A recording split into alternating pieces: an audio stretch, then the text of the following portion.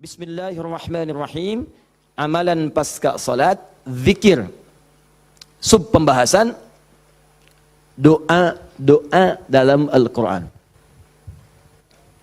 Doa dalam Al-Quran. Alhamdulillah. Sudah?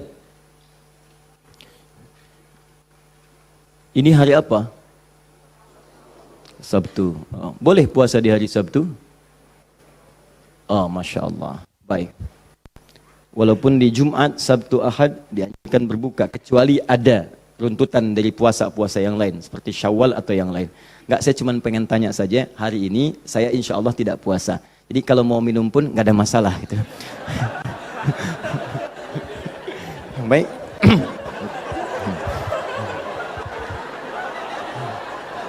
Masya Allah. Jazakallah khair.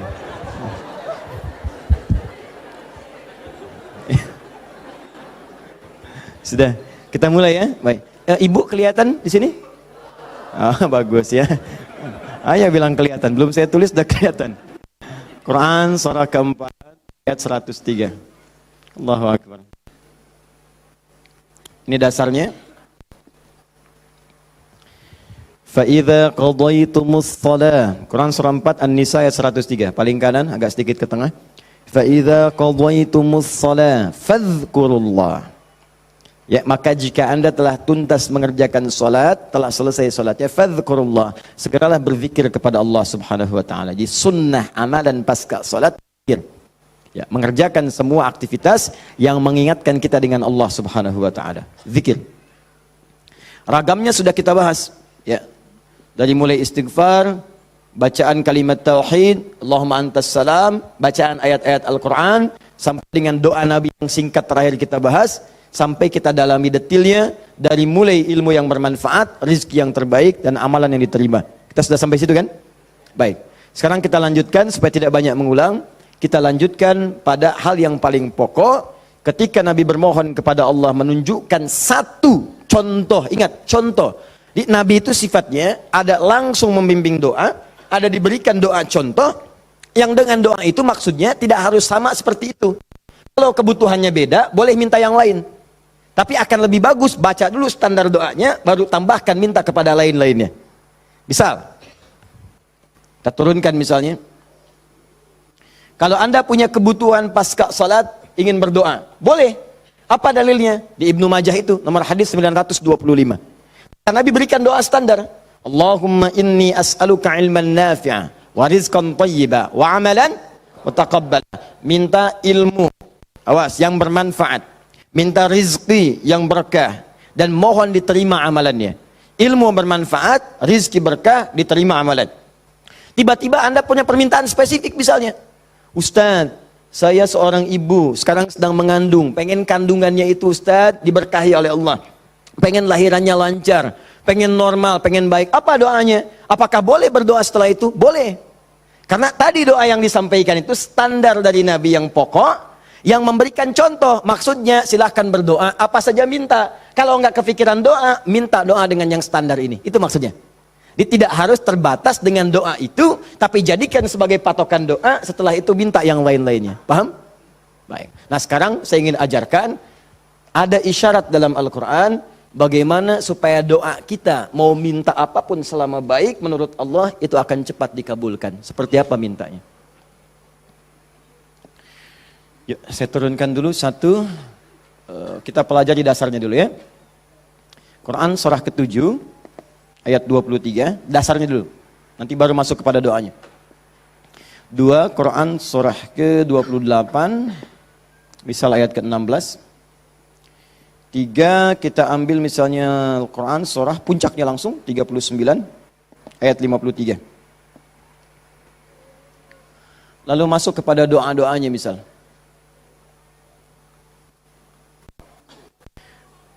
Saya ambil beberapa contoh yang sering ditanyakan, misalnya Quran surah ketiga ayat 38 sampai 39.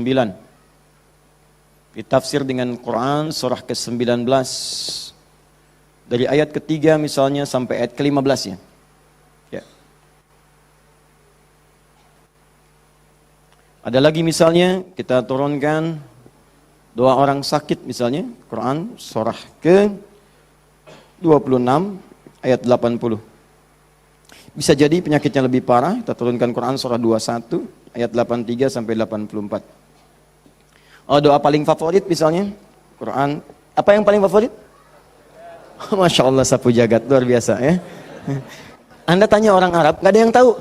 Ya, cuma orang Indonesia. Atarif sapu jagat? Sapu jagat. Orang Indonesia luar biasa. Ada doa sapu jagat, doa sapu nggak ada jagatnya, doa jagat nggak ada sapunya. Quran surah 2 ayat 201, paling kanan sebelah bawah. Saya contohkan ini dulu ya, yang lainnya banyak. Saya contohkan dulu sedikit supaya agak batas untuk kita bisa berdialog. Begini, kita mulai. Mohon izin, saya itu minta contoh gelas dengan air, bukan karena memang biasanya ada itu, bukan. Karena ingin mencontohkan tentang bab doa ini. Ya, ingin mencontohkan tentang bab doa. Perhatikan sini, fokus baik-baik. Lihat sini. Saya tidak akan minum sekarang. Lihat sini, fokus. Ini gelas, ada airnya. Warnanya apa? Bening, ya, warnanya bening. Nah, sekarang lihat, ada penutupnya? Halus atau keras? Baik, udah jangan main tebak-tebakan, kita coba dulu ya. Kalau tidak tahu katakan Allahu a'lam. Lihat sini, ini spidol. Fokus. Perhatikan sini. Saya ingin masukkan ke dalam gelas. Masuk tidak? Kenapa? Ada penutupnya, tuh, cukup agak lumayan. Ada lagi kalau ditutupnya seperti ini, karena ini nggak ada penutup, kadang-kadang apa yang ada itu yang digunakan. Tisu misalnya. Lebih halus daripada yang tadi. Perhatikan baik-baik. Ini kalau dimasukkan bisa masuk. Ya, bisa, sudah. Kemudian lihat baik-baik, ada yang lebih keras lagi daripada yang pertama. Ini yang pertama, ini yang kedua. Misal, saya ambil yang lebih ekstrim seperti ini. Tutup begini. Fokus. Ini mau dimasukkan sampai kapanpun, sampai kiamat kurang 2 hari, susah. Sulit luar biasa. Perhatikan baik-baik, fokus, fokus, fokus. Ada orang ingin bermohon kepada Allah Subhanahu wa taala. Kalau tidak ada sekatnya, tidak ada penutupnya, baik yang pertama, yang kedua, apalagi yang ketiga, maka semua yang diminta mudah untuk masuk. Minta spidol, masuk.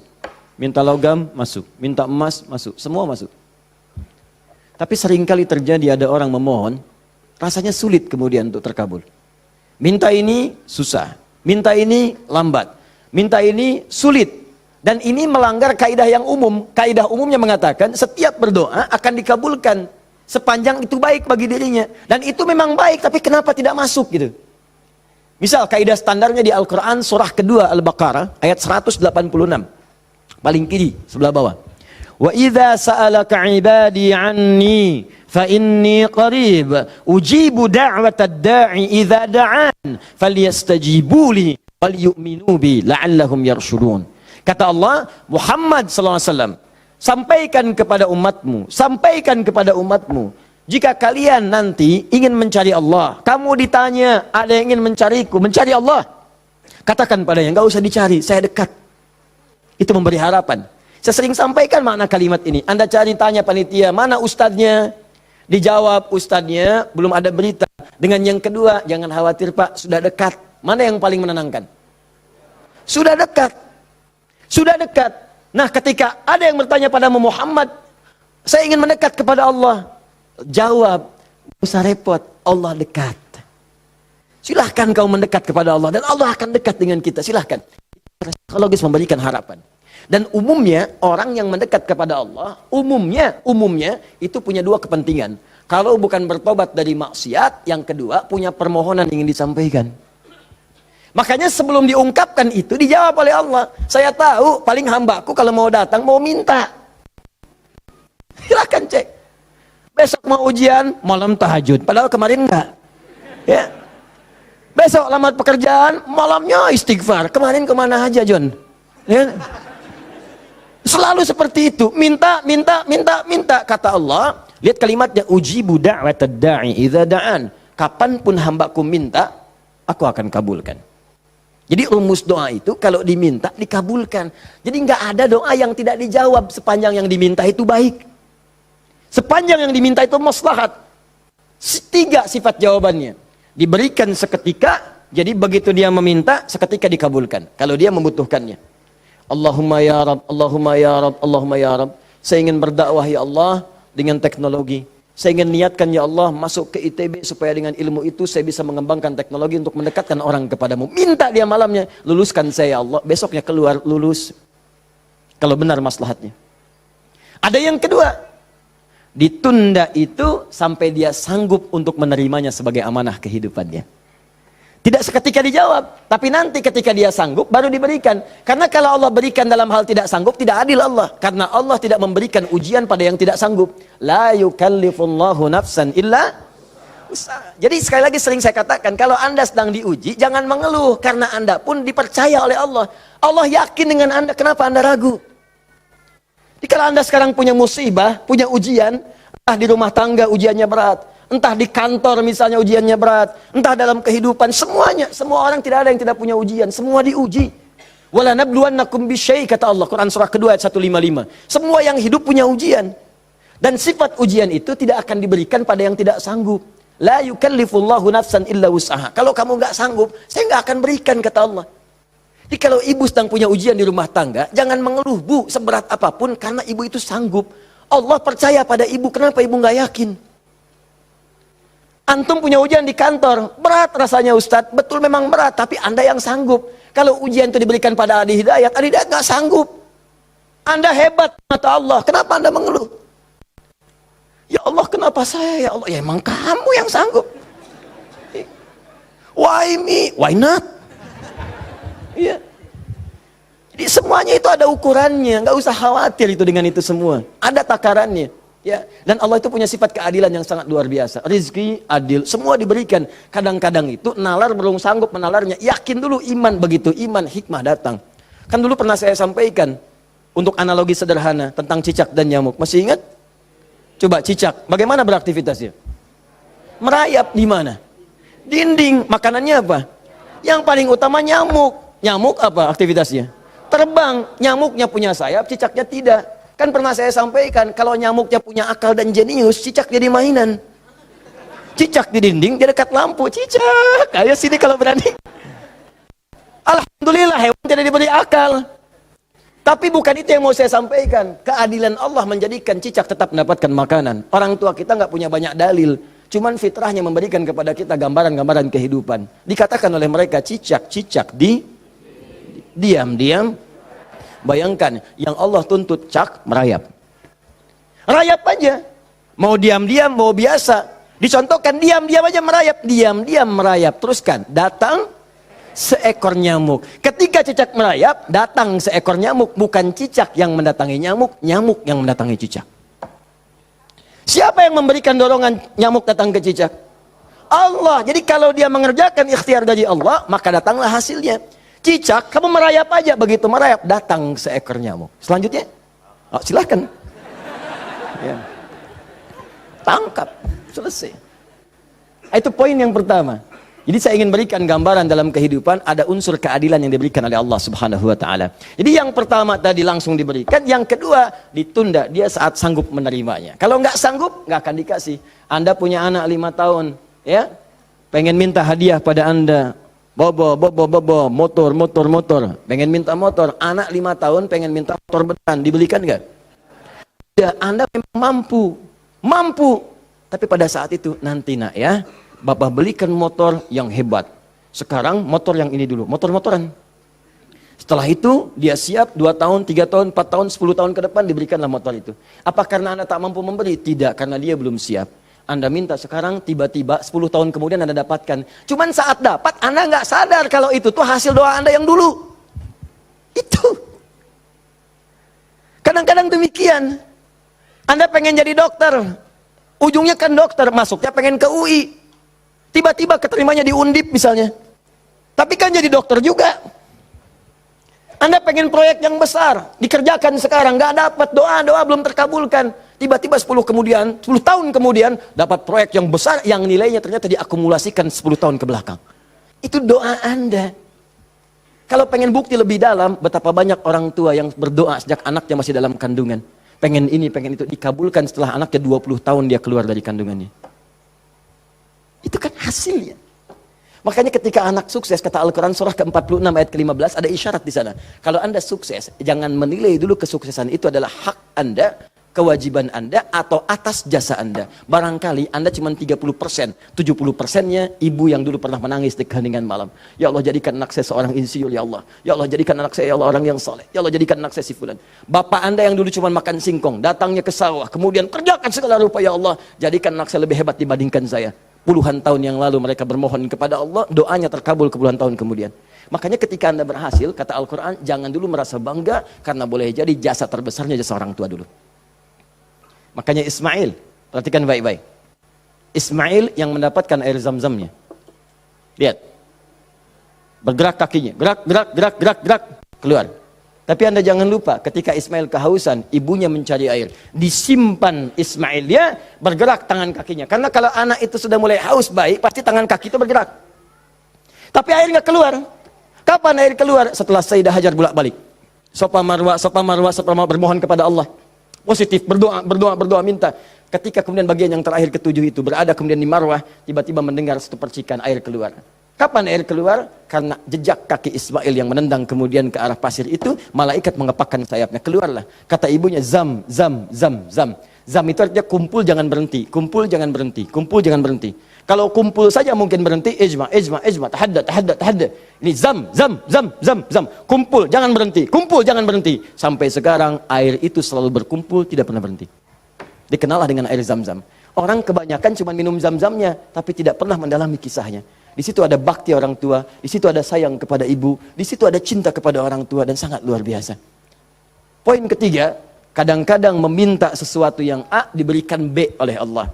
Karena boleh jadi, maaf, yang dimintakan itu tidak ada maslahat untuk kita. Dalilnya Quran surah kedua ayat 216, paling kiri sebelah atas. Kutiba alaikumul qitalu wa huwa kurhul lakum. Diwajibkan bagi kalian berjihad, berperang dalam konteks perang, medan perang. Tapi ada juga konteks umum dengan rumus tafsir al-ibratu bi umumil lafzi la bi khususis sababi. Kalau ada lafaz dalam Al-Qur'an jangan dikhususkan pada sebabnya, sepanjang konteksnya umum.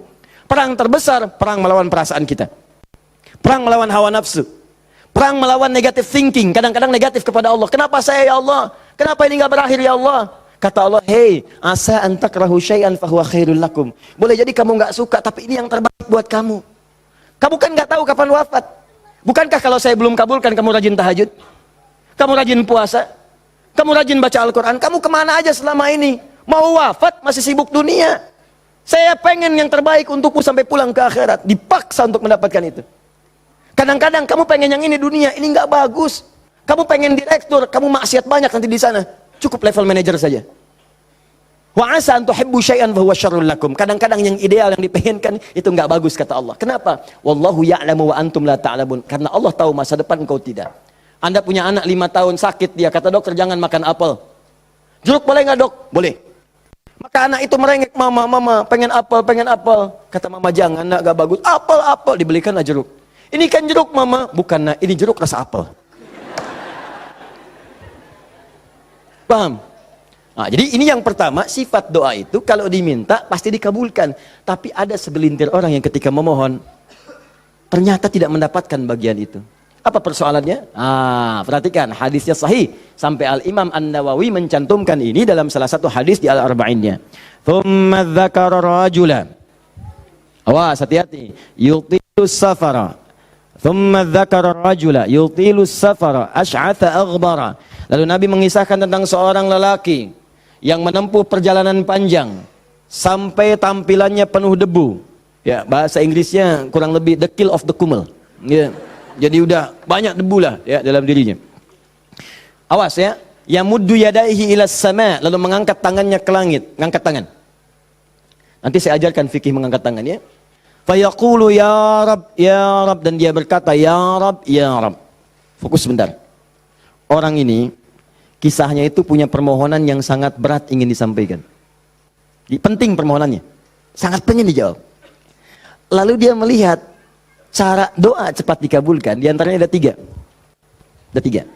Satu, doa dalam perjalanan. Perjalanannya perjalanan pada ketaatan, bukan maksiat. Awas hati-hati, bukan perjalanan maksiat dan bukan jalan-jalan biasa. Awas hati-hati. Kau mau kemana? Mau ke Hawaii? Titip doa ya. Doa orang safar kan dijawab. Tuh yang umrah, yang haji, gitu kan? Ya, itu yang dimintakan. Mohon, minta. Tapi kalau yang perjalanan maksiat tidak. Bro, mau kemana? Las Vegas. Titip doa ya. Itu belum dimohon dan ditolak. Ya, belum dimohon. Jadi, satu, menempuh perjalanan panjang. Kedua, orang yang mengangkat tangan. Jadi usahakan nanti saat berdoa itu biasakan mengangkat tangan. Nanti ada fikihnya. Ada yang cuma satu jari misalnya, ya, saat khutbah Jumat khatib ada. Ya, ada yang kemudian mengangkat tangannya, ada yang rendah, ada yang tinggi, ada yang posisi begini ada saat istisqa. Yang standar itu angkat kedua tangannya, ya, sejajar dengan dadanya di sini, sejajar. Sini ya. Dan nggak usah malu. Allah itu kan tidak akan malu untuk memberi. Justru Allah itu dalam hadis sahih, Allah akan merasa malu, di sini bahasa kiasan, majas maksudnya. Membiarkan seseorang yang mengangkat tangannya, kemudian dalam keadaan hampa, artinya tidak menjawab doanya. Dia ada seorang bertanya kepada Rasulullah, ya Rasulullah, bagaimana seorang berdoa mengangkat tangannya? Kemudian Nabi mengatakan, bagaimana menurutmu kalau ada seseorang meminta kepadamu menengadahkan tangannya begini? Ustaz, tolong Ustaz, tolong Ustaz. Di depannya langsung begini. Dua-duanya begini. Kata orang ini, saya malu kalau nggak ngasih. Saya malu kalau nggak ngasih. Maka kata Nabi, Allah lebih merasa malu. Karena Allah itu sifatnya lebih dalam dibandingkan dengan hamba. Rahmannya, rahimnya, pemberinya, wahabnya. Kata Nabi, Allah lebih merasa malu ketika membiarkan seorang mengangkat tangan memohon dan meninggalkan dalam keadaan hampa. Ya, jadi Anda mengangkat, itu biasanya sejajar dengan dada di sini yang standar. Kalau saya biasanya mendekatkan seperti ini dan menggabungkan di antara jemari di garis-garis yang ada ini. Kan garis kita itu kan ada garis kan, kanan kiri. Ya, biasanya kalau saya mendekatkan begitu kemudian menyatukan dan meluruskan lalu bermohon kepada Allah. Ya, nanti ada lagi fikih yang lain menghadap kiblat dalam keadaan berwudu ada, tapi poinnya mengangkat tangan. Ya, standarnya mengangkat sejajar dada. Boleh seperti ini renggang boleh. Mau dirapatkan seperti tadi boleh. Ya, saya memilih untuk yang merapatkan. Ya, silahkan bebas. Yang penting di sini ada dalil mengangkat tangan boleh saat berdoa. Baik, 2, 3, memohon didahului dengan al-asmaul husna. Memohon didahului dengan al-asmaul husna. Masih ingat yang pertama tadi apa? Safar, perjalanan jauh. Kedua, mengangkat tangan. Ketiga, dibuka atau didahului dengan al-asmaul husna. Ya, awas fokus. Dalilnya apa? Langsung dari Al-Quran dan Sunnahnya. Di Al-Quran misalnya, Quran surah ke-17. Sudah? Dari ayat 110-nya. Ketika Allah sampaikan, Qulid Allah awid'ur rahman ayyamma tad'u falahul asmaul husna. Ada? Paling kanan, agak sedikit ke tengah. Qulid Allah. Hei, kalau kamu punya kebutuhan, panggil Allah. Panggil Allah. Bukan panggil dukun, bukan panggil paranormal, bukan panggil yang macam-macam. Panggil Allah, minta, karena Allah sudah janji. Allah sudah berjanji dalam kandungan kita. Di Quran surah ke-7 ayat 172. Wa idz akhadha rabbuka min bani adama min zuhurihim dzurriyyatahum wa ashhadahum ala anfusihim. Awas, alastu bi rabbikum? Qalu bala syahidna. Ketika Allah mengambil perjanjian pada setiap anak cucu Adam. Awas, hati-hati, sejak dalam masa kandungan. Ditafsir di Al-Arba'in, di hadis Nabi riwayat Abu Abdurrahman Abdullah bin Mas'ud radhiyallahu taala anhu. Awas, nomor 4 posisinya di Al-Arba'in, paling kiri sebelah atas. Disampaikan, inna ahadakum yujma'u fi batni ummi, kata Nabi, arba'ina yawman nutfah, thumma yakunu 'alaqah, thumma yakunu mithla dhalika mudhighah, thumma yursalu ilaihi al-malak. Awas, fayanfukhu fihi ar-ruh wa yaktubu bi arba'in, yu'maru bi katbi arba'in. Ya, bi katbi rizqihi wa ajalihi as'idun huwa am syaqiyyun. Awas, hati-hati, dalam usia 4 bulan ditiupkan nafasnya. Awas, masuk ruhnya, ditiupkan ruh, bernafas dia, ditetapkanlah 4 hal, terjadilah perjanjian pada saat itu. Perjanjian pertama, alastu bi rabbikum, apakah engkau berikrar mau menjadikan aku sebagai Rabb? Siap? Apa? Kenapa menyebut Rabb? Padahal Allah bisa mengatakan begini, alastu ilahakum, alastu rahmanakum, tapi Allah mengatakan alastu bi rabbikum, bukankah aku Rabbmu? Rabb tidak disebutkan kecuali mengandung sifat rububiyah. Rububiyah itu perawatan, pengawasan, perhatian. Sifatnya yang paling pendek disebut dengan murabbi. Karena itu guru orang tua disebut murabbi. Karena orang tua memperhatikan, orang tua merawat. Kalau tanpa batas, perawatannya cepat, perhatiannya dalam, hilangkan kalimat mimnya, muncullah kalimat Rabbnya. Maka Allah disebut dengan Rabbun. Kalau kita meminta, Allah lebih cepat pemberiannya dibandingkan dengan hamba. Dan tidak ada batas. Rabbun, Rabbun, Rabbun. Makanya setiap kita minta, disebutkanlah kalimat Rabb itu.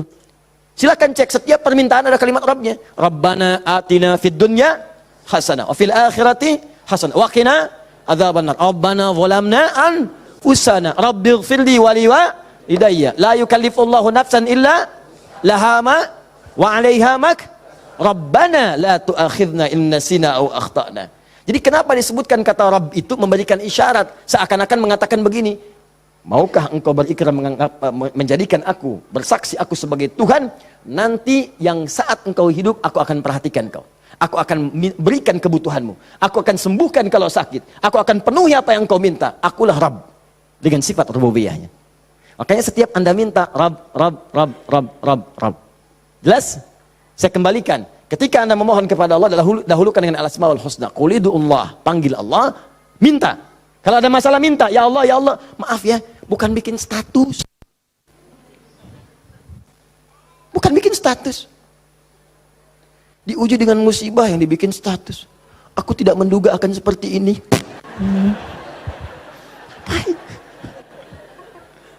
Terus yang tidak lucu, kenapa doanya di media sosial? Doa itu di mihrab, doa di kamar, doa di masjid, bukan doa di Facebook. Ya, doa di Instagram, doa di Facebook. Aminkan ya, like. Apa yang mau dicari? Udah minta yang betul. Minta yang mohon dengan khusyuk.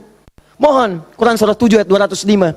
Wadhkur rabbaka fi nafsika tadarruan wa khifatan wa dunal jahri minal qaul. Kalau butuh sesuatu, sebut nama Allah dalam jiwamu. Bukan dalam media sosialmu, bukan di WhatsAppmu, bukan di Instagrammu. Online-kan hatimu dengan Allah, minta dalam jiwamu dengan penuh ketundukan, dengan penuh kepasrahan, dengan penuh harap. Mohon ya Allah, ya Rabb, minta. Sebut namanya bagaimana, ya Allah, atau yang kedua Ar-Rahman, atau, nah ini rumusnya, ayyamma tad'u, atau kapanpun kamu ingin panggil, minta sama Allah, falahul asmaul husna. Carilah nama-nama terbaik yang Allah miliki sesuai dengan kebutuhanmu. Jadi Allah itu telah memberikan nama bagi dirinya sesuai kebutuhan kita. Panggil dengan nama itu. Misal ya, maaf. Anda terkait rezeki nih, mau bekerja, pengen rezeki yang berkah. Panggil namanya ya Allah, sambungkan dengan nama Asmaul Husnanya. Ya Allah, ya Razzaq. Teman-teman yang kuliah di kampus, di sekolah, besok mau ujian atau mau masuk sekolah belajar pertama, supaya diberikan ilmu yang dalam. Ya Allah, ya Alim. Allahumma faqihni fid din wa 'allimni ta'wil. Ya Allah, ya Alim, Rabbi zidni ilma warzuqni fahma. Ya Allah, ya Alim. Punya ujian berat, ya Allah, ya Sabr. Diganggu di pekerjaan, di aktivitas, ya Allah, ya Malik, ya Jabbar. Minta. Dan jangan semua harus disebutkan. Nanti yang tidak dibutuhkan jadi muncul. Ya Allah, ya Rahman, ya Rahim, ya Malik, ya Kudus. Memang boleh, nggak apa-apa. Kalau untuk ibadah, bacakan itu boleh. Tapi kalau untuk bermohon, saya sarankan cari yang sesuai kebutuhan. Kalau mau ibadah dengan menyebut nama saja, boleh, silakan. Tujuannya apa? Zikrullah bidzikri asma'il husna.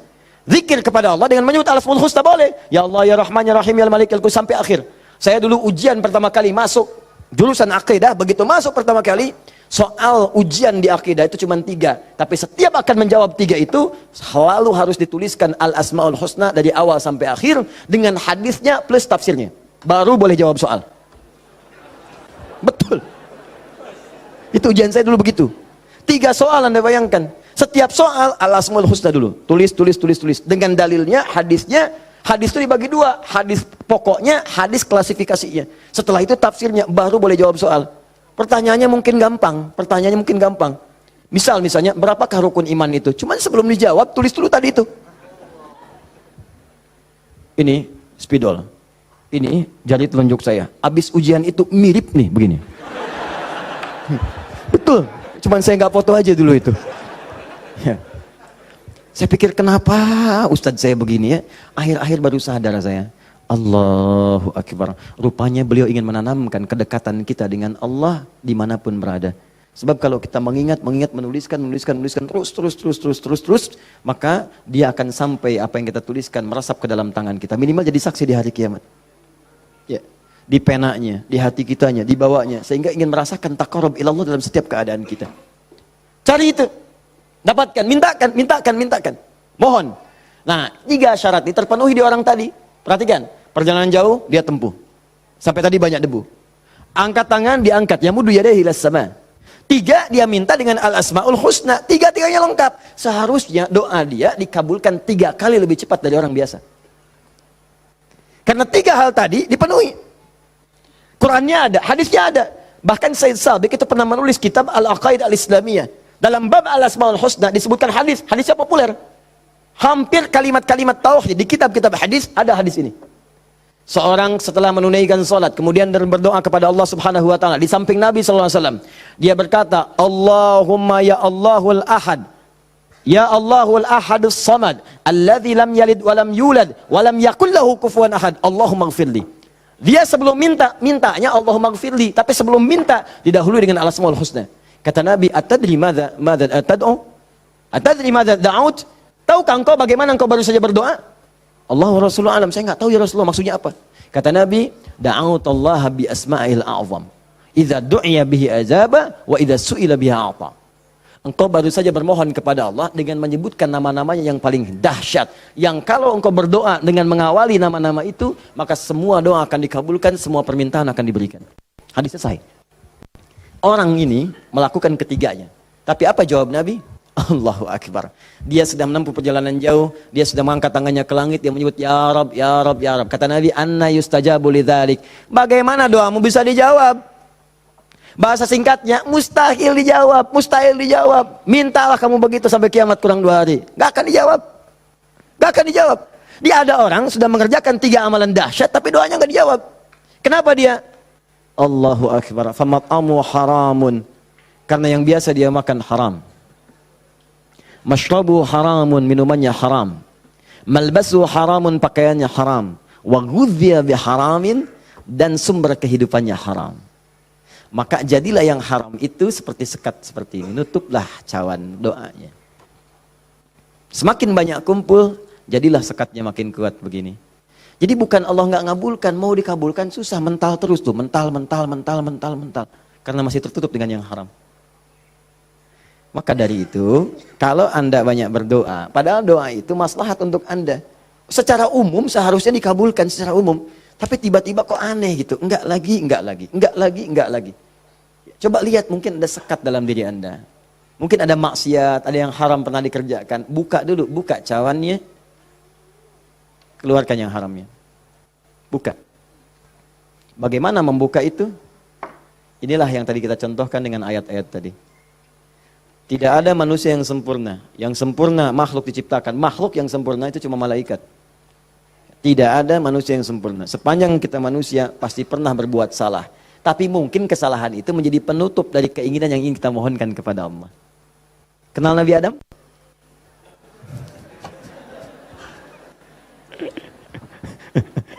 Alhamdulillah. Habis puasa dapat Lailatul Qadar, kenal Nabi Adam. Nabi Adam itu manusia pertama yang diciptakan. Kemudian ditempatkan di surga. Surga miniatur, tugas pokoknya sebagai khalifah. Bukan surga yang akan kita tinggali nanti. Secara singkat, di surga itu diberikan 2 sifatnya, baik sebagai nabi ataupun sebagai manusia. Untuk pelajaran bagi kita anak cucunya. Disebut Bani Adam, semua anak manusia yang lahir sampai dengan nanti kiamat menjelang, itu semua anak cucu Adam. Ingat ya? Disebut Bani Adam. Bani itu anak cucu sampai habis. Bani anak cucu. Jadi semua berasal dari Adam. Jangan pernah dengarkan, jangan pernah mau menyimak kalau ada orang mengatakan manusia bukan berasal dari Adam. Kalau ada yang mengatakan manusia berasal dari monyet, nggak usah dengarkan. Bilang aja kalau Anda berasal dari monyet, silakan. Jangan ngajak-ngajak saya. Ya, Bani Adam. Nah, ketika dimasukkan ke surga, maka nikmat surga itu kan diberikan, jaminan kan, Nabi kan dijamin kan, Rasul dijamin kan. Maka langsung dimasukkan, tapi di situ dilatih sifat kemanusiaannya. Apa sifat kemanusiaannya? Quran surah kedua ayat 35.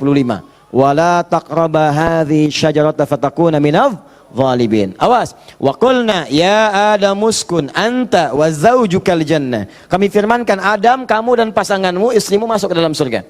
Wa kula minha haitsu syi'tum ragadan haitsu syi'tum. Silakan nikmati semua kenikmatan di surga. Wala taqraba. Tapi jangan dekati ini. Jangan sentuh yang ini. Hadhi syajarata, pohon yang ini. Sentuh pun gak boleh, mendekat gak boleh. Awas. Jadi nanti ada yang dahsyat, larang itu, larang. Perintahnya ada yang mendekat pun gak boleh. Apalagi dikerjakan. Zina, perintahnya wala taqrabu zina, jangan dekat-dekat. Di kalau ada perintah dalam Al-Quran jangan dekat-dekat, berarti dosanya gede, besar. Mendekat ya nggak boleh. Kalau dikerjakan makin dahsyat dosanya. Makanya zina masuk ke dalam sab'ul mubiqat, 7 dosa besar. Dekat-dekat aja nggak boleh. Nah, cuman psikologi masyarakat sekarang itu, kalau nggak boleh dekat-dekat makin penasaran. Itu yang jadi masalah. Makanya di Quran itu seringkali tegas. Kerjakan jahanam, kerjakan neraka. Harus begitu. Karena ada orang itu kalau dilarang suka penasaran. Nih, lubang, jalan. Di lubang ini ada buaya, lompatnya tinggi. Ada tulisan di sini, hati-hati, dilarang nengok. Lewat. Apa sih ini? Penasaran. Oh, gitu. Jadi kalau masih begini, kadang pengen dilihat, ganti kalimatnya, nengok, wafat.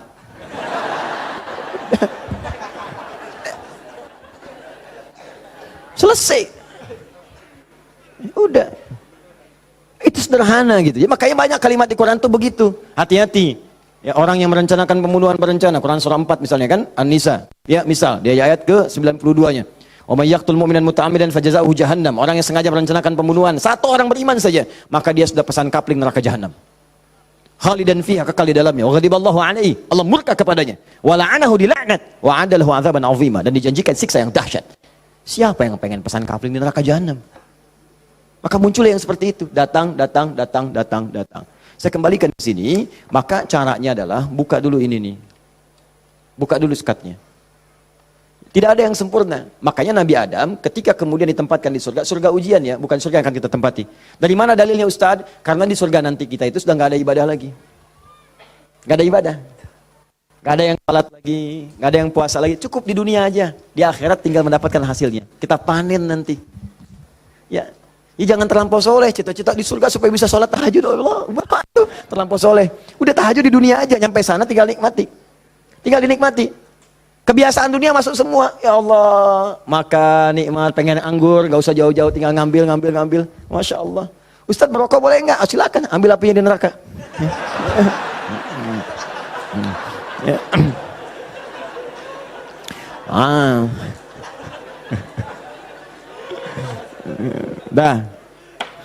Jadi Allahu Akbar, Allah astagfirullah. Jadi teman-teman sekalian, ke situ kemudian turun ke bumi, jadi ujian. Digodalah oleh setan, fawaswasalahum syaitan, digoda oleh setan. Singkatnya ketika digoda itu, kemudian godaan itulah yang menjauhkan Nabi Adam dan pasangannya dengan Allah Subhanahu wa taala. Turunlah terpeleset turun ke bumi. Singkatnya jadi pelajaran itu. Perhatikan baik-baik. Ini yang mau saya sampaikan. Ketika Nabi Adam, padahal beliau nabi, sifat nabi itu maksum. Kenapa diperkenankan oleh Allah berbuat salah pada saat itu dengan sifat kemanusiaannya? Padahal beliau nabi. Awas hati-hati. Ternyata bukan karena sifat kenabiannya, tapi sebagai contoh bagi anak cucunya yang bukan nabi, yang tidak punya sifat maksum. Jadi kalau nggak diberikan contoh begitu, tidak ada jalan bagi kita bagaimana cara mengembalikannya. Makanya dibuat kisah dalam Al-Quran itu, disampaikan, bukan dibuat kisah, kisahnya ada, disampaikan ke kita. Diberitakan, ini dulu Adam dengan sifat kemanusiaannya salah. Padahal dia nabi, maksum, bisa dijaga oleh Allah. Kenapa diperkenankan salah? Untuk menunjukkan ibrah, pesan kepada kita, kalau salah, begini cara kembalinya. Maka ketika berbuat keliru itulah diturunkan kalimat pertamanya untuk mengangkat sekat ini. Jadi kalau nggak pernah diangkat, ini hubungan dengan Allah itu tersekat. Diangkat sekat ini, apa yang diturunkan pertama kali? Kalimat untuk mengembalikan kepada yang jernih. Asal jernih begini, ditutup begini, dikembalikan lagi. Sesuatu yang dikembalikan ke awal dengan cara yang baik disebut dengan tabayatubu. Sifatnya disebut dengan taubah. Awas. Hati-hati. Maka Allah turunkan kalimat pertama ketika turun ke muka bumi. Kalimat pertamanya Quran surah kedua ayat 37. Fatalaqa Adamu min rabbihi kalimatin fataba alaihi. Maka Allah turunkan kalimat taubat. Taubat itu maksudnya kembali kepada jalan yang baik. Tadi tersekat, buang sekatnya, balikin lagi ke awal. Ya. Fataba alaihi, maka diterimalah jalan kembalinya itu. Kalau sudah balik lagi silahkan, pengen apa aja diberikan. Minta. Maka apa kalimat tobat yang pertama kali itu? Disebutkanlah di Quran surah ke-7 tadi, ayat 23. Rabbana zalamna anfusana wa illam taghfir lana wa tarhamna lanakunanna minal khasirin. Itulah kalimat pertama untuk membuka sekat-sekat yang haram dan maksiat saat kita merasa ingin kembali ke jalan yang benar. Maka ulama sebagian menyimpulkan, kisah ini menunjukkan pesan bahwa tidak ada manusia yang sempurna. Kadang-kadang banyak yang berbuat maksiat. Kalau pernah salah, memang kita nggak sempurna. Tapi sifat kemanusiaan kita menunjukkan kita mesti tobat. Sebab ada makhluk sempurna yang nggak kenal salah, malaikat. Makhluk salah nggak kenal benar, jadi nggak kenal tobat, namanya setan. Ada makhluk tengah-tengah, kadang benar, kadang salah. Ketika salah dia kembali kepada yang benar, namanya manusia. Jadi bedanya manusia dengan malaikat, malaikat nggak pernah salah, manusia salah. Bedanya manusia dengan setan, setan salah nggak mau tobat, manusia salah pasti tobat. Jadi kalau ada manusia salah nggak mau tobat, patut ditanya, ini manusia atau sifatnya. Jadi kita mesti tanyakan, lihat di cermin.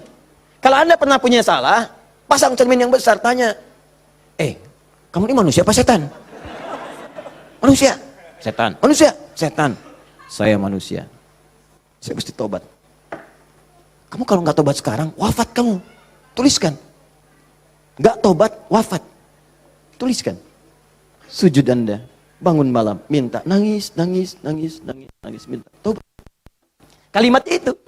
Makanya setelah kalimat itu dibacakan, baca, muncullah kemudian ayat 26, 27-nya itu. Ya bani Adama, la yaftinannakumus syaitanu kama akhraja abawaikum minal jannah. Hei anak cucu Adam, anak cucuku, disebut anak cucu. Jadi kisah tadi itu buat kita yang bukan nabi, bukan rasul. Jangan sampai kamu digagalkan oleh setan, digoda setan. Seperti dulu bapak ibumu, kakek nenekmu dipelesetkan begitu. Kamu jangan sampai terjadi seperti itu lagi. Kalau kejadian, begini cara pulangnya. Makanya kalau ingin berdoa, pertama kali sebelum meminta, lulus ujian kah, lancar rezeki kah, damai di rumah tangga, buka dulu sekatnya. Supaya apa yang kita minta mudah masuk semuanya. Jelas? Buka. Kalimat pertama standarnya, Rabbana zalamna anfusana wa illam taghfir wa tarhamna lanakunanna minal. Ini yang paling standar, dosa standar. Ya, dosa standar itu jangan dipahami harus dilakukan, tidak. Ya, kalau dikerjakan, begini awal membuka sekatnya. Paham? Saya cepat. 2, agak naik level dosanya. Ini satu contoh dosa ini agak besar yang ini. Bahkan dosanya bisa lebih dahsyat kalau direncanakan, diniatkan. Misal, maaf. Saya pun mengagendakan nanti di tahun ini mudah-mudahan bisa Allah berikan kesempatannya. Saya pengen juga bisa safari ke pesantren-pesantren, ya, lembaga permasyarakatan, ya, Sukamiskin misalnya, kemana lagi, bisa lihat. Saya pengen sampaikan kepada mereka bahwa Anda nggak ada yang sempurna. Tidak ada yang sempurna. Semua orang pernah berbuat salah. Cuman kita bisa berubah. Dan banyak di masa lalu orang yang banyak salah. Ada pemabuk, pezina, pembunuh, dan mereka memilih tobat. Dan ternyata dijamin surga oleh Allah Subhanahu Wa Taala lewat lisan Nabi. Kenapa kita nggak bisa? Ini dosa yang pernah dilakukan dalam kasus pembunuhan. Kalau yang ini tidak sengaja, sifatnya tidak sengaja. Ini contoh, diperkenankan oleh Allah sebagai contoh. Kalau orang berbuat seperti itu, bagaimana cara baliknya? Kenal Nabi Musa? Kenal. Luar biasa, Nabi Adam kenal, Nabi Musa kenal. Jangan-jangan Fir'aun juga kenal. Ya Allah. Saya tuh kalau Fir'aun suka ingat suka bumi itu, hubud dunia. Suka bumi, hubud dunia. Suka hubun, bumi dunia. Saya tanya di panggung, ada yang kenal Fir'aun? Kenal, Masya Allah. Di sini masih agak mendingan lah Nabi Adam, Nabi Musa. Sana Fir'aun. Nabi Musa paham semua kisahnya. Secara singkat kemudian sedang beliau berpetualang. Secara singkat ya. Jalan menemukan 2 orang berselisih. Berselisih sampai mau berantem. Dipisah sama Nabi Musa. Dipisah. Udah dipisah sama beliau, pisah. Jangan begini, ini gak bagus. Dipisahin singkatnya. Saat dipisahin itu, ini belum ada pengangkatan sebagai nabi, ya. Saat dipisahkan itu, tiba kemudian ternyata salah satu yang berselisih itu adalah dari kelompoknya, kampungnya lah, golongannya. Sama-sama tanah kusir misalnya gitu kan. Malah ngadu, Musa kamu gimana? Kamu kan teman saya, sekampung kita nih, ini merendahkan kita nih. Ayo keroyak bareng-bareng. Ini provokasi kata Musa, diluruskan oleh Musa. Diluruskan. Begitu diluruskan masih ngotot, diberi pelajaran, tampar oleh Musa. Nabi Musa itu kekuatannya, teman-teman sekalian, setiap nabi itu punya kekuatan 10 kali laki-laki biasa. Dan Nabi Musa terkenal sebagai nabi juga yang paling kuat. Tampar, wafat. Nabi Musa. Alhamdulillah Nabi kita Nabi Muhammad. Ya, Nabi Musa juga baik, semua Nabi baik, semua Nabi baik. Ingat, jangan dipotong kalimat saya, Nabi kita semuanya baik. Semua baik, semua baik, semua baik. Semuanya baik, semuanya baik. Baik, tampar wafat. Begitu ditampar, padahal Musa melakukan sesuatu yang benar dan nggak ada niat memberi pelajaran aja niat. Niat yang memberi pelajaran, bagus, bang benar. Tapi begitu kemudian dia wafat, ada perasaan bersalah. Apa doanya kemudian pada saat itu diabadikan dalam Al-Quran? Rabbi inni zalamtu nafsi faghfirli. Yang indah fataba alaihi. Rabbi inni zalamtu nafsi. Ya Allah, aku salah. Zalim saya. Padahal nggak diniatin loh Pak Bu. Nggak diniatin. Cuman kejadian gitu kan. Dan itu belum ada pengangkatan sebagai nabi, belum. Nanti diangkatnya setelah bertemu nanti kisah yang lainnya. Jadi secara singkatnya terjadilah peristiwa itu, lalu turunlah kemudian diabadikan doanya dalam Al-Quran. Rabbi inni zalamtu nafsi. Jadi kalau ada di antara kita, misal pernah berbuat siapapun, tingkat kesalahannya sampai ke sini, tidak sengaja, atau pernah berbuat yang serupa, cepat taubat. Karena kalimatnya sudah turun. Nanti kalau sampai hari kiamat gak taubat, lebih berat lagi. Coba mau berkata apa di hadapan Allah Subhanahu Wa Taala? Hei, aku kan dah turunkan kalimat di bumi supaya kamu taubat. Kamu kan pernah bunuh orang kan? Tanggal sekian, jam sekian, kamu kejar-kejar, kamu tembak, kamu bom, kamu bunuh, kamu tusuk, kamu pukul, kamu macam-macam kan. Ada semua rekamannya terbuka. Aku turunkan kalimat tobat lengkap dengan kisah tuntunannya. Kenapa kamu nggak tobat? Mau jawab apa? Allah sudah kasih cara pulang tapi nggak digunakan. Allah nggak salah kan di situ. Diturunkan kalimatnya dan bahkan dijamin fataba alaih, diampuni oleh Allah. Ayo balik lagi. Makanya 2000 tahun setelah Nabi Musa, lahir Nabi Muhammad SAW, itu diantara sahabat-sahabat yang jadi sahabat terbaiknya, kan dulu banyak yang hobinya juga begitu, jahiliyah. Ada yang hobinya berkelahi. Kenal Umar bin Khattab? Umar bin Khattab radhiyallahu ta'ala anhu, luar biasa, tegas, kekar, wah, senang duel sebelum masuk Islam. Siapa yang berani dengan saya? Ayo naik ke bukit itu, Jabal Qubais ditunjuk, bukit paling favorit. Naik ke sana, yang sekarang ada istana raja di situ. Ya di samping Zam-Zam itu. Naik. Sebelum berduel dengan saya, pamit dulu pada ibu yang telah melahirkannya karena dia akan pulang tanpa nama. Umar, Allahu Akbar. Apa yang terjadi? Masuk Islam halus. Toha tersentuh, masuk Islam. Lalu kasarnya berubah menjadi tegas, dipakai melindungi Nabi SAW, dipakai menegakkan syariat dengan baik. Kehalusannya muncul. Sampai datang, tengok orang jadi khalifah, perhatikan orang, luar biasa. Tegasnya muncul. Ya, waktu Abdullah bin Ubay bin Salul itu, seorang munafik, kalau sholat di belakang Nabi, saf paling depan. Tapi begitu bubar, provokator paling pertama Abdullah bin Ubay bin Salul. Begitu keluar, Muhammad nih SAW. Mecah belah kita aja. Datang ke sini pengen jadi pemimpin. Dia punya masjid sini, kita bikin masjid yang lain. Bikin dilar. Selalu dipecah. Orang dah siap-siap perang Uhud, di pertengahan jalan, diprovokasi, balik aja balik. Pasukan musuh lebih kuat, ayo balik-balik. Sepertiga berputar desersi. Anda bayangkan? Tapi apakah Nabi langsung menghukumi? Tidak. Nabi kenapa nggak dihukumi? Umar, gregetan saya. Ya. Kata Nabi, kan belum jelas kelihatan nampaknya. Nanti jadi fitnah, pecah nanti semuanya, karena dia masih dianggap pemimpin di kalangan yang lainnya. Biarlah nampak nanti Allah berikan hujahnya untuk dia. Satu kali, tapi kalau di depan baik, di belakang menusuk dari belakang. Satu kali sakit. Begitu saat sakit itu, anak Abdullah bin Ubay bin Salul, anaknya namanya Abdullah, baik, soleh. Nah ini juga jangan simpulkan kalau keluarga misalnya bapaknya nggak bagus, pasti anaknya nggak bagus, belum tentu. Belum tentu. Kenal Abu Jahal? Anaknya Ikrimah. Bapaknya musuh Nabi luar biasa, anaknya pembela Nabi yang paling hebat, penunggang kuda yang dahsyat, saf paling depan kalau jihad. Sampai Nabi itu dengan menghormati Ikrimah tidak pernah menyebut Abu Jahal di depan Ikrimah. Jangan singgung bapaknya, jangan. Supaya anak ini dalam ketenangan. Abdullah bin Ubay bin Salul anaknya taat, namanya Abdullah juga. Sakit bapaknya datang kepada Nabi. Ya Rasulullah, bapak sakit, kata Nabi, berikan ini, kasih air, berangkat pulang sana. Katakan dari Nabi. Datang senang pulang. Ya abadi, papa ini dari Nabi. Apa sih Muhammad? Lempar, habis. Sampai sekarat disampaikan, datanglah Nabi ke rumahnya. Tapi nanti saat turun surat Taubah itu untuk dilarang menyolatkan. Begitu datang ke tempatnya, apa yang dikatakan? Manjanya luar biasa. Ya Rasulullah, itu di depan Abu Bakar, ada Umar dan yang lain-lain. Ya Rasulullah, biarkan aku wafat dengan mengenakan jubah terluarmu. Apa kata Umar? Ya Rasulullah, izinkan aku memenggal kepalanya. Itu cuman jubah aja kok, pakai aja, pakai. Dia meninggal. Itu Abdullah bin Ubay bin Salul. Hidupnya begitu meresahkan, wafatnya begitu kolokan. Ya. Tapi habis. Nah, jadi yang pertama itu, coba, udahlah, banyak yang tobat. Umar jadi bagus. Tukang begal, Jundub bin Junadah. Wah, sekampung begal tobat. Jadi dai, sekampung jadi soleh semua. Saking dahsyatnya, kampung itu dikenal di kemudian hari. Namanya Ghifar. Sampai dikenal dengan Abu Dzar al-Ghifari. Sampai Al-Imam An-Nawawi mengutip hadisnya. Di Al-Arba'in itu nomor hadis 18. Ya, Jundub bin Junadah. An Mu'adz bin Jabal wa Jundub bin Junadah radhiyallahu taala anhuma qala Rasulullah sallallahu alaihi wasallam, ya, ittaqillaha haitsu ma kunta wa atbiz sayyatil hasanata tamhuha. Ainal hadis? Mana hadis? Mana Qur'annya? Apa yang antum kerjakan tiap hari? Ngitung lagi. Mana bekal antum tuh pulang?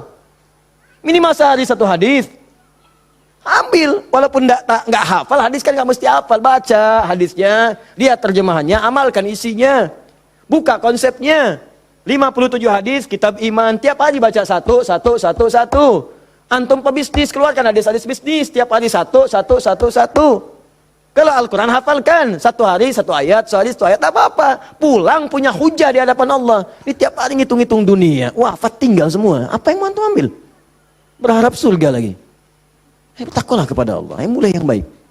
Jundub bin Junadah taubat, dikenal dengan Abu Dzar al-Ghifari.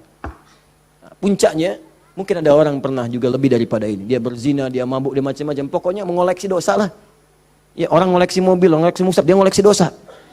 Jadi kalau nggak berdosa itu nggak enak. Kamu ngapain aja, si fulan sudah begini. Oh, masa besok saya lakukan yang lebih daripada itu. Jadi ngoleksi dosa, tumpuk dia. Yang begini pun, itu masih diberikan kesempatan Allah dengan oleh Allah diturunkan satu kalimat. Yang kalau dikerjakan, diamalkan isinya, diterima taubatnya. Turunlah Quran surah 39 ayat 53 tadi. Qul ya ibadiyalladzina asrafu ala anfusihim la taqnatu min rahmatillah. Muhammad katakan pada hamba-hambaku yang dosanya sudah israf. Israf itu melebihi dasar cukup. Lebih. Mubazir. Banyak. Datang ke pernikahan, ada prasmanan, orang sekali dia 10 kali. Israf. Balik. Israf. Ini ada israf dalam dosa. Itu pun kalau mau taubat kata Allah, la taqnatu min rahmatillah. Jangan dari rahmat Allah. Innallaha yaghfirudz dzunuba, Allahu ya Rahman. Allah ya Rahim. Allah akan mengampuni semua jenis dosa sepanjang kau mau taubat. Di kadang-kadang Allahnya sudah pengen ngampunin, manusia yang nggak pengen. Fir'aun kan gitu, kurang apa lagi diutus 2 nabi langsung. Musa dengan Harun, idhaba ila fir'auna innahu tagha. Quran surah 20 ayat 43 sampai 44. Musa Harun pergilah ke Fir'aun, dia sudah mulai menyimpang. Faqula lahu qawlan layyina la'allahu yatadhakkaru wa yakhsha. Katakan kepadanya dengan lembut, mungkin dengan kelembutan itu dia sadar dan mau bertobat. Enggak mau. Musa, gua kan Tuhan yang gede, ana rabbukumul a'la. Marah, nantang, mau bunuh dan sebagainya. Sudah, selesailah dia tenggelam di lautan. Ya, jadi mumi. Teman-teman, ini jadi gambarannya, buka dulu skatnya. Kalau dibuka, ini yang terakhir, kalau dibuka begini, ternyata bukan cuma skatnya, dalamnya kotor. Kotor. Kalau ini kan masih bersih, diminum juga bisa. Masa sih Ustadz? Betul, contoh, bismillah. Alhamdulillah. Ini ya, bersih. Tapi kalau kotor, siapa yang mau minum? Tidak ada. Maka kalau minuman bercampur kotor, di sini ada kotoran misalnya kan? Ya, maaf. Masuklah kotoran yang sudah bernajis, kotor. Apakah mungkin akan diminum? Tidak. Yang dilakukan pasti akan dibuang dulu, cuci dulu. Jadi kadang-kadang sekatnya sudah dibuka, tapi haramnya belum keluar. Memang taubat dari dosa-dosa, misalnya, mohon maaf, dosa untuk menipu. Awas, dosa pencurian. Taubat betul, cuman barang yang dicuri dikembaliin dulu. Dosa dari ngutangin orang, betul. Dosanya taubat, cuman utang bayar lunas dulu. Bukan bermusafah kemudian lunas dosanya, tidak. Lunas utangnya, tidak. Maka ada hal-hal tertentu yang ketika saat dilakukan, sekatnya mesti dibuka, yang kotornya mesti dikeluarkan. Taubat dari dosa musyrik, taubat bagus. Cuman keris yang dimusyrikan, pedang yang dimusyrikan, batu-batu yang dimusyrikan, buang dulu. Buang dulu. tato-tato, gambar-gambar, kan? Aku tuh kalau melihat Lionel Messi, rasanya main bola aku jadi bagus deh. Sampai dibikin tato misalnya. Musyrik. Hati-hati. Musyrik. Buang. Taubat, buang dulu. Begitu sudah dibuang, nanti Anda akan lihat, kerjakan amal soleh. Jadi jika yang salah itu hilang, yang soleh muncul. Kalau sudah yang soleh muncul, Anda nggak minta pun dikasih. Nggak percaya, silahkan buktikan. Bedakan rasanya, rasakan bedanya, dan pasti akan terasa bedanya. Akan lain. Demi Allah saya katakan akan lain. Paham di sini? Nah, jadi sebelum meminta, saya harap coba Anda kerjakan dulu ini. Setelah itu silahkan minta, mohon. Usahakan kalau minta, pertama punya wudhu ya. Ini dianjurkan, disunnahkan dalam setiap keadaan. Jadi usahakan wudhu itu selalu ada. Kalau batal, nggak sempat ada air, tayamum. Ya, saya mendengarkan guru-guru saya, ulama-ulama, salafus saleh, orang-orang saleh membiasakan berwudhu. Saya coba ikutin, ternyata manfaatnya luar biasa. Dan jadinya di kebiasaan. Jadi kalau kita nggak berwudhu nggak enak. Ya, wudhu. Kalau Anda biasakan seperti itu, nah biasa nanti saat berdoanya enak. Ya, pertama wudhu dengan baik. Kedua, pastikan semua aktivitas kita dikerjakan dengan yang halal. Jadi jangan pernah sentuh yang haram-haram. Pakaian, jauhkan dari yang haram. Makanan, perangkat itu jauhkan dari yang haram. Nanti ada kenikmatan tersendiri. Kedua, yang ketiga, menghadap ke arah kiblat kalau mampu. Kalau tidak, seadanya. Ya, seadanya saja. Nah, misal, mohon maaf, sedang di pesawat, kan? Apalagi jadi pilot, ya kan? Menghadap ke arah kiblat. Jadi bahaya, kan? Nah, jadi sesuaikan, sesuai dengan keadaannya. Minta. Jadi pertama apa? Punya wudhu. Kedua, bersihkan dari yang haram, yang tidak baik. Yang ketiga, kalau mampu menghadap kiblat. Kalau tidak, seadanya kemudian meminta. Ya, lalu yang keempat tadi masih ingat? Dengan al-asmaul husna. Yang kelima, angkat tangannya. Kalau memang di situ diperkenankan mengangkat tangan. Nanti kalau sudah seperti itu, silahkan pilih doa-doanya. Ini doa yang sudah menikah, yang kemudian belum mendapat keturunan. Ini doanya. Quran surah ketiga, ayat 38 sampai 39. Tambah Quran surah 19, ayat 3 sampai 15. Kalau bisa dilakukan di mihrab. Jadi di rumah bikin mihrab. Nggak harus ada ruangan. Sehamparan sejadah, kalau memang ruangannya terbatas, sehamparan sejadah, tapi minta dengan benar. Ya, minta dengan benar. Dan yakin kepada Al-Quran. Ya, yakin, Ustaz, sama Allah aja, yang lain jangan disebut. Ya Allah, kata Ustaz Ali Hidayat, berdoa di mihrab, dikabulkan. Saya nggak usah disebut. Minta aja kepada Allah. Minta, dengan keyakinan, janji di ayat-ayat itu. Saya pernah ajarkan ini pada beberapa kawan, dan Alhamdulillah selama ini 100% Allah berikan. Ada yang 8 tahun diberi keturunan. Dari sekian tahun, ya. Tapi yang paling indah ketika disampaikan, udah 8 tahun Ustaz, saya udah sekian tahun Ustaz. Sampaikan, nih saya tuh bukan karena saya bilang, tapi saya belajar dari Quran katanya seperti ini. Coba deh, yakin sama Allah, minta. Gak lama tuh, sekian, tiba-tiba, Masya Allah pada nangis saja. Dipotoin mihrabnya, potoin sejadahnya, potoin macam-macamnya. Cobalah, wallahu a'lam, mungkin Anda termasuk bagian itu. Kalau memang bagian dari ujian yang Allah titipkan. Ini doa kalau sakit, pegang yang sakitnya. Kalau yang ringan-ringan, capek, pegel, macam-macam, kan? Dan seterusnya Quran surah 26 ayat 80. Doanya Nabi Ibrahim, wa idza maridtu fahuwa yashfin. Kalau aku sakit, pasti Allah sembuhkan. Pasti Allah sembuhkan. Pasti Allah sembuhkan. Ya, saya berani menyampaikan ini karena nasihat guru-guru dari para ulama-ulama, orang-orang saleh sebelumnya, dan saya coba amalkan, ternyata luar biasa. Ya, apa Anda nggak kira ceramah dalam sehari 4, 5 kali, 6 kali? Kadang ceramah suaranya luar biasa. Harus kadang-kadang teriak-teriak yang nggak jelas tuh kan. Kadang-kadang serak. Saya pernah 1 kali, ini yang paling dahsyat tuh di Kalimantan, suara habis hilang. Seperti itulah. Pokoknya nggak ada suara. Hilang. Hilangnya itu sore. Jam 5:30, 6. Ngisi ba'da maghrib. Anda bayangkan? Kebayang? Baik. Jadi ngisi ba'da maghrib hilang jam 5:30, 6. Apa yang saya lakukan? Saya ingat ayat ini. Saya pegang aja. Pegang, wa idza maridtu fahuwa yashfin. Wa idza maridtu fahuwa yashfin. Ya Allah, kalau saya sakit pasti Engkau sembuhkan. Engkau yang titipkan tugas ini, Engkau yang berikan perangkatnya, Engkau yang amanahkan, Engkau pasti akan berikan kemudahan. Fa idza maridtu fahuwa yashfin. Minta air hangat ya, minta minum, terus minta lagi. Itu apa yang terjadi? Allahu Akbar. Begitu masuk kepada maghrib, keluarlah suara itu. Pertama mirip-mirip Allah yarham almarhum Ustaz Arifin Ilham. Ya, agak serak-serak. Ba'da Isya keluar semua. Keluar. Habis ceramah hilang lagi. Itu betulan. Habis ceramah hilang lagi. Istirahat malam. Besoknya ada lagi. Saya bersyukur sekali pada Allah sampai saya bingung bagaimana cara bersyukur yang terbaiknya. Ternyata ya Allah terima kasih menjaga tadi malam saya supaya nggak banyak ditanya orang. Suara habis, istirahat kita besoknya ada lagi. Itu hal yang paling luar biasa berkesan. Biasanya kalau orang sudah dalam kondisi yang sangat darurat, tiba-tiba Allah tolong, kan ada keindahan tersendiri kan. Indah itu luar biasa. Makanya kadang-kadang kalau belum dijawab, jangan dulu marah. Mungkin Allah memberikan anugerah terindah yang belum pernah engkau miliki. Paham ya? Maka berdoalah dalam jiwamu, sentuhlah ia tepat di hatimu, maka ia akan jadi milikmu untuk selamanya.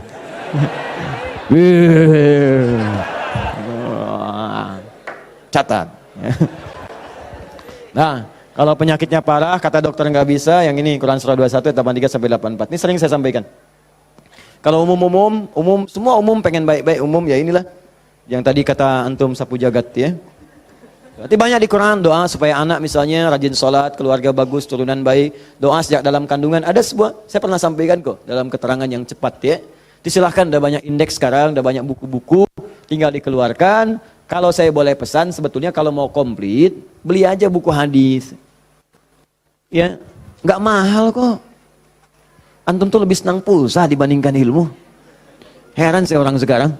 Dulu orang ketemu ulama minta doa, sekarang minta foto. Aduh, sampai saya juga kepikiran apa nyetak aja yang banyaknya. Ustaz minta foto, nih, Ustaz minta foto nih gitu. Aduh. Allahu Akbar, astagfirullah. Nah, ini teman-teman sekalian, itu barangkali yang sekiranya bisa disampaikan.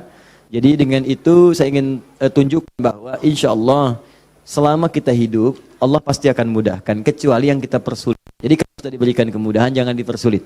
Paham ya?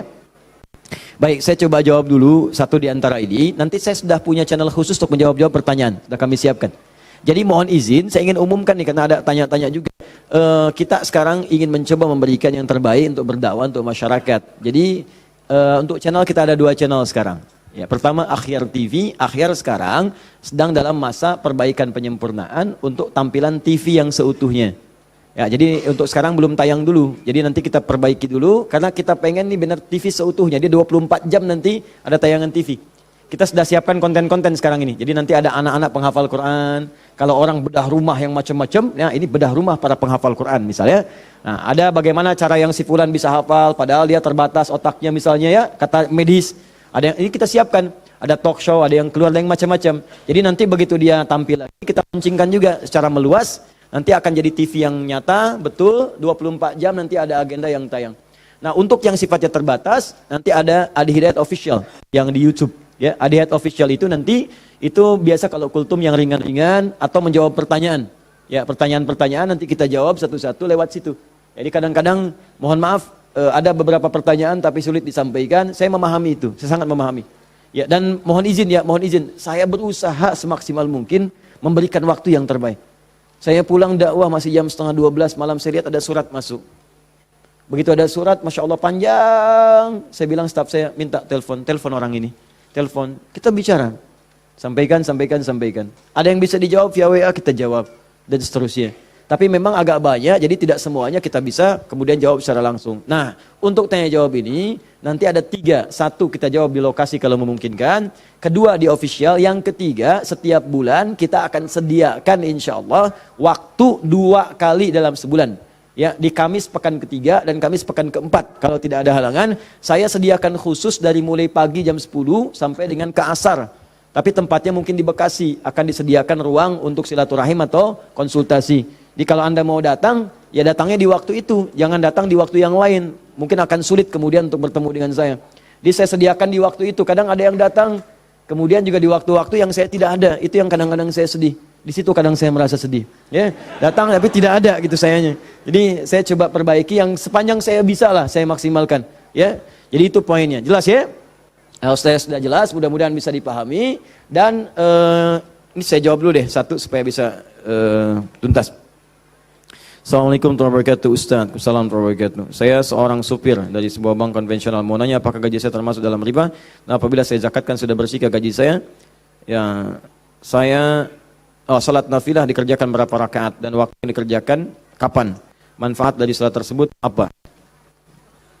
Maaf ya, 1 kertas ini saja cukup untuk saya jawab untuk hari ini. 5 pertanyaan dari sini saja. Yang lain nanti saya inikan di official. Baik gini, kalau Anda ragu dengan sesuatu, maka cari yang meyakinkan. Sudah, itu jelas hukumnya. Awas, hati, innal halala bayyinun, innal harama bayyinun, wa bainahuma umurun mushtabihatun. Ya, yang halal itu jelas, yang haram itu jelas. Di antara keduanya ada yang syubhat. Rumus syubhat itu tanya dulu kejelasannya. Kalau memang tetap gak jelas, maka tinggalkan, itu lebih bagus. Paham ya? Saya kerja ustaz di bank konvensional, bagaimana hukumnya? Kalau ada ribanya haram hukumnya. Kalau kemudian tidak mendapati yang lain dan darurat hidup ada di situ, maka sifat daruratnya muncul. Tapi darurat sifatnya sementara, bukan sementerus. Jadi sambil di situ antum mencari pekerjaan lain. Ya ada di bank syariah misalnya, ada yang lain misalnya, silahkan masuk ke situ. Yang ininya kemudian antum kurangi itu persatu sampai dapat yang baru itu, tinggalkanlah yang meragukan di situ. Paham ya? Ya itu hukumnya jelas sekali. Kemudian salat nafilah. Nafilah itu betul, salat nafilah hukumnya sunnah. Ya banyak jenisnya, kapan waktunya, bagaimana ragamnya. Contoh, ada yang siang sampai ke malam, namanya rawatib. Hadisnya At-Tirmidzi nomor hadis 586. Ya ada berapa bilangannya? Yang pokok ada 12. Misal, apa bunyinya? Bunyinya kurang lebih qala Rasulullah sallallahu alaihi wasallam. Ya perhatikan baik-baik teman-teman sekalian. Man shalla 12 raka'atan, siapa yang salat 12 rakaat fi yaumin wa lailatin, dari siang sampai malam. Arba'an qabla dzuhri, 4 rakaat sebelum zuhur. Raka'ataini ba'daha, 2 rakaat setelahnya. Raka'ataini ba'dal maghrib, 2 rakaat setelah maghrib. Raka'ataini ba'dal isya, 2 rakaat setelah isya. Raka'ataini qabla subhi, 2 rakaat sebelum subuh. Rumusnya 4 sebelum zuhur, 2 setelah zuhur 6, 2 setelah maghrib 8, 2 setelah isya 10, 2 sebelum subuh, jadi 12 rumusnya. 12. Kalau tak mampu 12-nya, misalnya zuhur, boleh. Hadisnya dari Ibnu Umar, mengerjakan 10 rakaat karena tak mampu 12-nya. Maka dihitung pahalanya sama karena keadaan yang sangat darurat itu. Tambah lagi misalnya ada sunnah. Sunnahnya mutlak, bukan masuk rawatib. Tapi dia masuk, ada yang sebelum salat fardu. Misal, salat sunnah misalnya qabliyah asar, sebelum asar. Sifatnya bukan rawatib, mutlak. Tapi dikerjakan sebelum asar, jadi qabliyah. 4 rakaat di Abu Daud dari Ibnu Umar radhiyallahu taala anhuma. Apa bunyinya? Rahimallahu ra'an shalla qabla al-'asri arba'an. Allah merahmati seseorang yang salat sebelum asar 4 rakaat. Hadisnya sahih. Ada lagi sebelum maghrib. Cuman ini tidak terlampau ditekankan kecuali dalam kondisi yang memang dibutuhkan. Apa bunyinya? Bima makna qala Rasulullah sallallahu alaihi wasallam wa sadaqa rasuluhu kama qala. Perhatikan kalimatnya. Shallu rak'ataini qabla al-maghrib wa la tattakhidhuha sunnatan. Silakan salat 2 rakaat sebelum maghrib, tapi jangan dibiasakan. Wala tattakhidhuha sunnatan, kata para ulama hadis. Di antara maknanya sebetulnya tidak terlampau ditekankan salat ini. Cuman kalau sedang ada kebutuhannya, silakan lakukan. Apa contohnya? Misal, contohnya dalam keadaan sedang di Masjid Al-Haram, ya. Masjid Al-Haram itu fadilahnya banyak. Kemudian orang juga banyak yang tawaf. Sudah adzan, Allahu Akbar, adzan. Tawaf masih tawaf berlangsung. Antum zikir sudah, baca Quran sudah, masih ada waktu, belum qomat. Daripada antum ngerjakan yang tidak betul, yang tidak ada manfaatnya, lebih baik sholat 2 rakaat. Itu yang dimaksudkan. Daripada mengerjakan yang tidak tepat, pas lagi depan Ka'bah, bisa kesempatan sholat, selfie, ceklik, sedang di depan Ka'bah, menunggu waktu maghrib, habis pahala. Itu maksudnya. Tapi kalau di tempat-tempat tertentu yang tidak ada hajatnya seperti itu, lebih baik langsung ke iqamat. Karena maghrib ke isya itu padat waktunya. Khawatir bacaannya pun kemudian mepet-mepet, ada orang kemudian sedang singgah, kan waktu-waktu padat tuh, ada yang sedang singgah, ada yang transit, ada yang macam-macam. Makanya jangan terlalu panjang bacaannya. Jangan terlalu panjang. Kalau sudah masuk ke isya, silahkan. Subuh silahkan, tambah panjang boleh. Mu'adz bin Jabal ngimamin kemudian isya, bacanya Al-Baqarah. Ini kisah nyata. Di belakang makmum, Allahu Akbar, datang sholat pertama semangat penuh semua. Begitu nengok kosong. Kosong, mulai capek, lemah orang, diadukanlah. Oh Mu'adz nih, kata Mu'adz, munafik semua, munafik. Marah mereka disebut munafik. Kan Mu'adz benar, orang yang malas-malas sholat isya munafik. Tapi orang-orang juga benar, kami bukan munafik nih, ente yang kepanjangan. Diadukan pada Nabi. Ditanya, Nabi klarifikasi, panggil dua-duanya. Masya Allah, hadis yang paling indah. Ditanya, kenapa begini Mu'adz? Tanya dulu masyarakatnya, kenapa kalian begini? Kami nggak enak itu munafik sama Mu'adz. Kenapa Mu'adz? Ya memang benar Rasulullah, apakah bukankah engkau katakan orang malas salat isya itu munafik? Kami nggak terima, karena Mu'adz salatnya kepanjangan. Al-Baqarah, kami capek, kami lelah. Masya Allah. Apa kata Mu'adz? Mu'adz, kenapa kamu begitu? Kata Mu'adz, ya Rasulullah, saya akan ngikutin Anda. Rasul kan saya sholat di belakang Rasul, bacanya Al-Baqarah, saya ikutin. Mu'adz, kamu benar, cuman kan saya imam, makmumnya kamu. Tapi kan kalau kamu, imamnya kamu, makmumnya mereka. Itu kalimat dikutip kemudian oleh sahabat Ali bin Abi Thalib. Ketika menjadi khalifah disoal oleh masyarakat di demo. Ali begini, kenapa kalian? Ali gimana sih? Zaman Abu Bakar, nggak ada seperti ini. Zaman Umar, nggak ada seperti ini. Zaman Utsman, nggak ada seperti ini. Zaman kamu kenapa begini? Kata Ali, zaman Abu Bakar, Umar, Utsman, rakyatnya saya. Zaman saya, pemimpinnya saya, rakyatnya kamu. Paham ya? Jadi teman-teman sekalian, kita kembalikan lagi kepada yang tadi. Jadi silahkan untuk salat sunnahnya, tadi, ya qabliyah silahkan. Seperlunya sesuai dengan tempatnya. Tambah lagi misalnya dengan salat duha, ada syuruk. Syuruk ada, ya waktunya kalau sekarang mungkin 1 jam lah amannya, ya setelah salat subuh. Kalau diprediksi, sekarang sudah ada digital. Duha. Syuruk itu awal duha, pertengahan duha, akhir duha. Duha dibagi 3. Ya pertengahan duha sekitar masuk pada jam 8, jam 9. Akhir duha sekitar jam 10, setengah 11. Ya rakaatnya berapa? Dari 2, 4 sampai 8. Boleh. Lebih dari itu silahkan. Kalau awal duha syuruk 2 rakaat saja. Jangan terlampau soleh. Ya itu pun sudah melahirkan luar biasa pahalanya. Semisal haji dan umrah. Pertengahan duha 4. Boleh silahkan. Ya akhir duha boleh sampai 8. Di situ nanti ada fadilah-fadilahnya. Nanti kalau sampai ke situ kan kita akan masuk ke bahasan itu. Ya ragam salat sunnah, kita nanti akan jawab. Dan yang paling tinggi di malam hari salat tahajud. Salat tahajud, silakan kerjakan. Dan kami ada bahasan tersendiri tentang itu. Terakhir izin menyampaikan pengumuman. Insya Allah kami telah melakukan seleksi untuk yang beasiswa, yang ke luar negeri.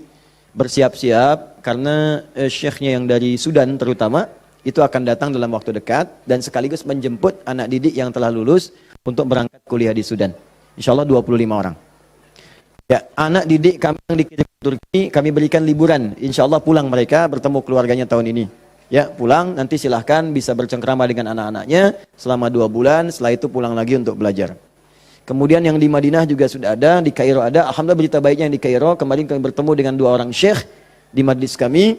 Dan tadi di Palembang tadi malam dari Mulhaqdini atas keagamaannya dari Mesir juga minta biografi. Dan berita baiknya insya Allah juga akan diberikan kuota beasiswa ke Al-Azhar. Ya, nah secara singkat nanti insya Allah berita baiknya bulan depan kami akan membuka kembali program PKU, ya program kadar ulama, pendidikan kadar ulama. Saya bimbing selama setahun langsung, saya yang bimbing, saya tempatkan di tempat saya tinggal, kami biayai, kami akomodasinya tanggung semua. Nanti tahun depannya kami sekolahkan sesuai dengan bakat dan jurusannya. Insya Allah bagi nanti yang ingin ikut berminat akan dibuka tesnya, silahkan nanti ada rentang usianya di situ, ya. Tentang usia yang kira-kira bisa melanjutkan studi.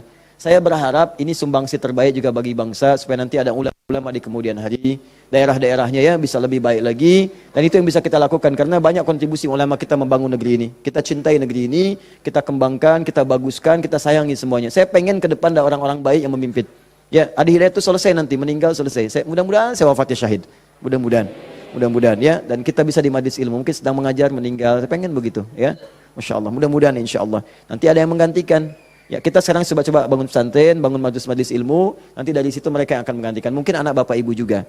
Ya, saya cuma bisa melakukan itu. Yang terakhir, bulan depan kita akan mulai karantina. Yang saya janjikan dulu, program 30 hari, 30 juz menghafal Quran. Insya Allah untuk akhwat rumahnya sudah kami siapkan. Sudah ada tempatnya, ditinggal di situ. Untuk ikhwan pun tempatnya sudah ada. Nanti akan ada pembukaan, silahkan didaftarkan di situ. Nanti ikut 30 hari. Coba 30 hari ini nggak bisa pulang, harus di situ. Ya, handphone disimpan. Ya, handphone disimpan. Tidak boleh komunikasi dengan handphone kecuali mungkin hari Jumat diberikan kalau ada komunikasi yang penting. Jadi nanti sudah kita akan siapkan, launchingkan. Saya bermohon pada Allah bebas siapa yang pengen ikut boleh silakan. Dan ini lintas batas, mau dokter, mau polisi, mau tentara, mau macam-macam. Saya pengen ada polisi hafal Quran, dokter hafal Quran, tentara hafal Quran, insinyur hafal Quran, ya. Dan semua kalau sudah dekat dengan Qurannya, insya Allah negeri ini datang keberkahan dari Allah Subhanahu Wa Taala. Saya kira itu mudah-mudahan bermanfaat. Saya mohon izin dan saya mohon dipermudah aksesnya karena saya harus melanjutkan ta'lim dan waktunya sangat. Kita doa pada Allah Subhanahu Wa Taala semoga kita dikabulkan. dikabulkan dan diterima oleh Allah Subhanahu wa taala. Allahumma taqabbal minna innaka antas samiul alim wa tub alaina innaka antat tawwabur rahim. Allahumma 'allimna ma yanfa'una ya Allah wa wafiqna bima an na'mala ma ta'allamna. Ya Allah, anugerahkan ilmu yang bermanfaat kepada kami. Terima semua ya Allah pelajaran kami. Berikan kami bimbingan untuk mengamalkan apa yang telah kami pelajari. Rabbana la tad'alna fi maqamina hadza wa fi kulli maqamin dhanban illa ghafartah. Ya Allah, kami mohon jika ada seorang pendosa hadir di majlis ini, jangan biarkan ia meninggalkan majlis ini kecuali Engkau telah ampuni seluruh dosa-dosanya. Wala hamman illa farajtah, jika ada yang tengah gelisah berada di majlis ini, jangan biarkan ia meninggalkan ya Allah majlis ini kecuali Engkau telah tenangkan keadaan jiwanya. Allahumma wala maridan illa syafaitah, jika ada yang tengah diuji dengan penyakit seberat apapun, maka dengan keikhlasan amalannya angkat dan sembuhkan segala penyakitnya. Allahumma rabbana atina fid dunya hasanah fil akhirati hasanah wa qina adzaban nar bifadlika subhana rabbika rabbil izzati amma yasifun wa salamun alal mursalin subhanakallahumma bihamdika asyhadu an la ilaha illa anta astaghfiruka wa atubu ilaik wa akhiru da'wana alhamdulillahi rabbil alamin thumma assalamu alaikum warahmatullahi wabarakatuh.